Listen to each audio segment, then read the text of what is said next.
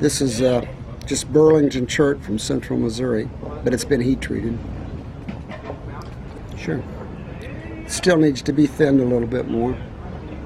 And then I'll decide what I'm going to make out of it after I get it a little thinner.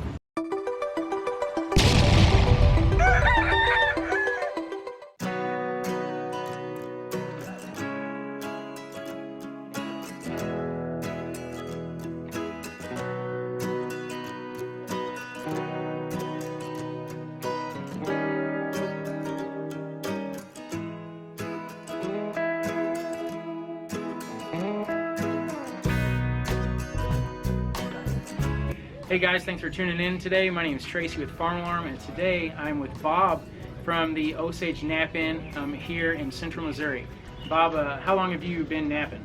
About 40 years. 40 years, wow. So for people who don't know what napping is, because I called the gas station and was wanting to get your number, and they thought I was talking about taking a nap. So explain to my viewers what a nap-in is. Basically, it's replicating Indian artifacts. Okay. Kind of the same way they did. Same Like tools. arrowheads. Arrowheads, Okay. or some guys do axes and hoes, things like that, but Wow. mostly points. Cool. And how long do you say you've been napping yourself? About 40 years. About 40 I years. started in '69.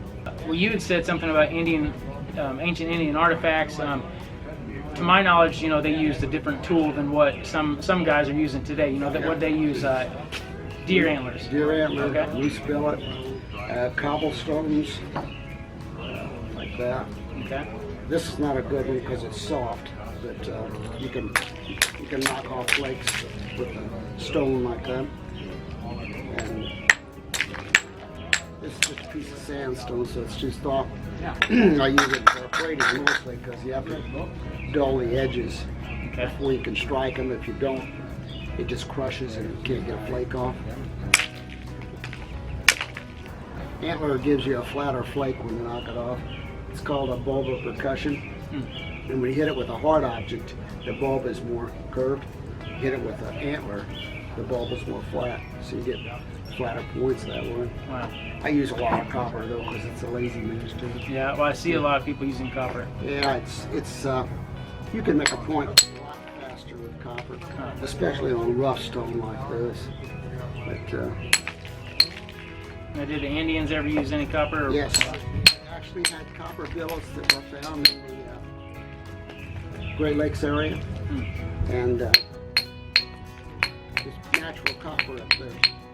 I actually have some copper, natural copper that probably weighs 3 or 4 pounds that I chip with every once in a while, just to show people that it works. Now, have you ever been so far along in a project and you're almost done with the point? Break them And it always. breaks. Yeah. I break more than I make. Seems like this stone hasn't been heat treated, and it works a lot better after it's heat treated. It also, the colors come out. The browns usually turn red when you heat them. That stone was brown before it was heated.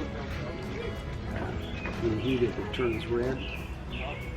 So anything that's brown generally turns red when you heat it. Wow.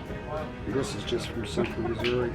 And the Indians, of course, they would heat treat theirs in the fire. They dig a pit, put preforms in the pit, line them up, cover them with a foot or so of dirt, build a fire, let it burn for a day, and then cool for a day or two, and then go back and dig them up and see what's left. Wow. There's a lot of loss. Yeah. I use a ceramic kiln because basically I can control the temperature rise and fall, and that's what's more important. If you heat a stone too much on the outside before the inside heats, it'll blow. Huh. So you told me that your nickname is Big Flint. Yeah, a couple of guys named me that because I was always looking for big rocks. Yeah. So you said you got some big points there. Well, this is not my biggest by any means, but Okay. it's one of the better ones I've made. And this is kind of a replica of nothing because it's like a Danish dagger. They're kind of shaped like this, but the Danish people never made a Danish sword, so I just thought it'd be neat to have a Danish sword. These are, like I was telling you, these aren't the best ones I've ever made because I've got them all buried right now, but there's different, like that's a Dalton type. These are just knives. agate basin type points. Just different kinds. The idea is to try to make them look as authentic as the originals. Most of the guys make better points than most of the originals. I have points from hundreds of nappers, other nappers that I've collected. Usually trade a point, one of mine for one of theirs. That's cool. Do you ever put a point on a piece of, or some kind of a handle, on a wood handle? Yeah, I have. I've got a lot of knives I've made that I've hafted. That's what that's called. Okay. Hafting. I've got stone from all over the world, basically, that I've made points out of and put on different kinds of handles. And I like to grind stone handles to match the point. That's cool. So if I make one out of, say, one kind of obsidian, I usually try to nap or make the handle out of a similar stone. Neat. Yeah.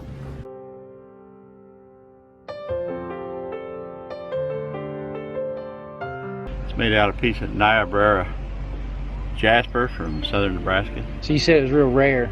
It is, because nobody brings it to the shows anymore because it's been so prone to earthquake damage. Earthquake shakes the ground, it breaks those plates that are under the soil.